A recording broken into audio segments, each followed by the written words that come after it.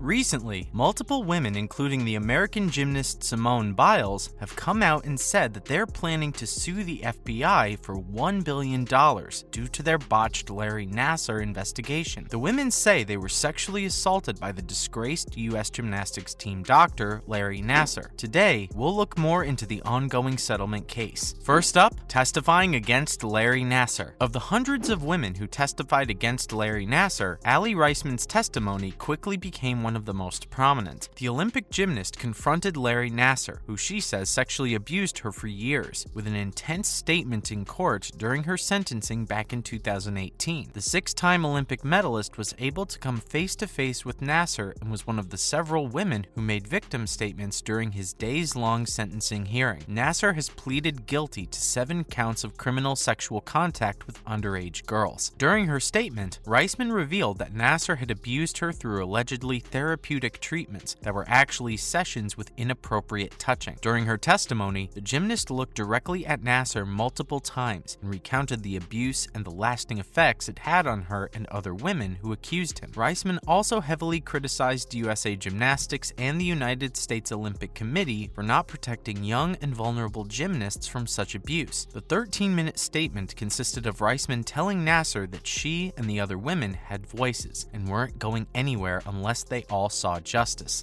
The Olympic gymnast sternly declared, "Larry, you do realize now that we, this group of women you so heartlessly abused over such a long period of time, are now a force, and you are nothing. The tables have turned, Larry." Next, blaming the system. Simone Biles, another elite American gymnast, has come out and accused Larry Nassar. Biles testified before the Senate about the abuse she endured at the hands of the disgraced former team doctor. Alongside her were other former teammates who had gone through the same ordeal.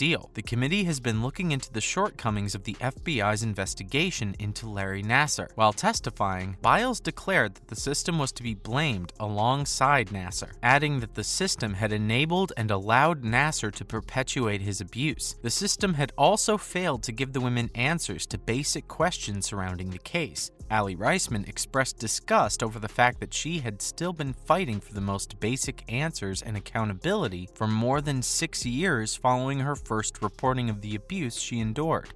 Aside from Raismanm, many of the other women, including Biles, criticized the FBI's Nassar investigation, comparing it to guesswork and declaring that if the problems were not addressed, then the major flaws would result in a recurring nightmare for many other women. Now, healing through justice. In her statement, Maroney, an Olympic gold medalist, said that healing for victims required adequate legal justice being served. Maroney claimed that she and her other teammates had been betrayed by various institutions that were meant to protect the girls. The women called out institutions such as the FBI, the U.S. Olympic Committee, USA Gymnastics, and the Department of Justice for poor dealing and asked them to do more. Maroney also said in her statement that it was clear that the only path to justice and healing is through the legal process.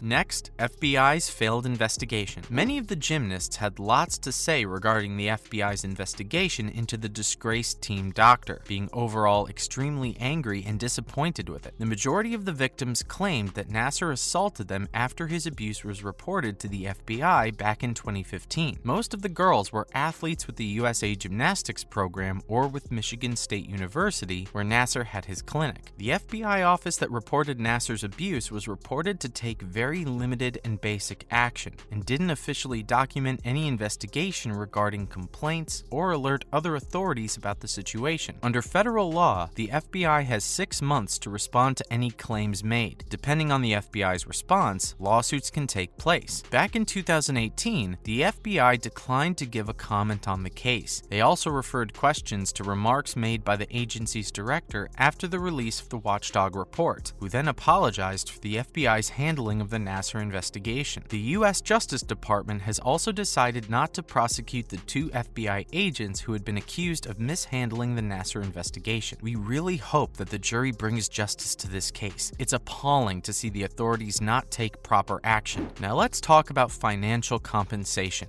In December of 2021, it was said that the women would be receiving $380 million in settlements over the mishandled case. The settlement was among the largest ever for a sexual abuse case and was also a part of an agreement saying that the USA Gymnastics and the Olympic Committee will give board seats to survivors. The plaintiffs are now seeking different amounts in damages, but it's estimated that their total claims are expected to exceed $1 billion. The FBI hasn't yet given any comments on the financial compensation requests made by the women. Now, the future of the case. Nassar was sentenced to over 300 years in jail in 2018 for molesting gymnasts and will be eligible for parole in 99 years, so it's safe to say he won't be getting out. Approximately 90 victims of Nassar, including such former Olympic gymnasts as Simone Biles, are a part of those seeking $1 billion from the FBI in settlements. Many people have rejoiced over the doctor's sentencing and are in full support of the victims receiving financial compensation from the FBI. Unfortunately, there have still been no charges made against the FBI agents involved in the botched investigation as of 2022. Regardless, we hope that we can see the women receive the compensation and are able to recover from their traumatic experiences. Now, and other related news. Maha Sanyukta focuses her goals on Paris Olympics. After getting a total of 5 gold in rhythmic gymnastics in Khelo India's Youth Games, Maha Sanyukta aims for getting in at the 2024 Paris Olympics. The gymnast has stated that ever since she was young, she always wanted to have a part in sports, but was unsure which sport she wanted to focus on. The 16-year-old had previously tried her hand at several other sports, including the likes of tennis, football, and cricket. Later on, she discovered her true calling, rhythmic gymnastics. The young gymnast managed to score gold at the Khelo Indian Games this week, and her mother, Archana Kale, was incredibly overjoyed with the result. She said she was expecting her daughter to do well, but the game went beyond her expectations. For Sanyukta, though, this is only the beginning. Her next step is to reach the Indian national gymnastics team and later on be able to land a spot at the upcoming 2024 Paris Olympics. Next, Paris Olympic organizers struggling to reach an agreement on a suitable basketball venue. It's estimated that the basketball games that will be held at the Paris Olympics could be played at a venue which is a 3-hour journey outside the host city. This plan was heavily criticized recently by the Olympic basketball's governing body, which was trying to reach a better deal for the future players. Paris organizers have been struggling to reach a consensus on an appropriate basketball venue for the games before the medal rounds at the 2024 Summer Games, and the latest proposal for the soccer stadium is to be held in Lille, which is about 130 miles from Paris. The previous plan drafted said that an arena in the capital would be used. However, the venue there was scrapped due to a backlash from NBA players from France, who claimed that the ceiling was too low for members to successfully play basketball. If the Lille plan is dropped, then the men's and women's basketball tournaments wouldn't be in Paris until the last few days of the July 26th to August 11th part of the Olympics. Basketball is predicted to be among the biggest draws at the Paris Games to see NBA and WNBA stars. Playing in Lille will cause players to be unable to stay in the athlete village in Paris and result in them facing a 3-hour transport time as well. Lastly, still no charges for FBI agents in botched Larry Nassar investigation. Last fall, the United States government said that they would take another look at the earlier decision to forego charges against the FBI agents involved. At the time, Deputy Attorney General Lisa Monaco had told Congress that she'd asked the head of the department's criminal division to take another look at the whole case. As of May 2022, there have still been no charges made for any of the agents who were involved in the Nassar investigation. The U.S. Justice Department has come out and said that they won't be pursuing any criminal charges against former FBI agents, even though they've been made aware of complaints ever since 2015. The department said that this verdict doesn't reflect the view that the investigation of Nassar was handled as it should have been, nor in any way reflects approval or disagreement of the steps taken by the former FBI agents. That's a wrap for this video. What do you think the end result of this case will look like? Let us know in the comments below. Make sure to give this video a thumbs up and subscribe to our channel for more videos like this. See you in the next one.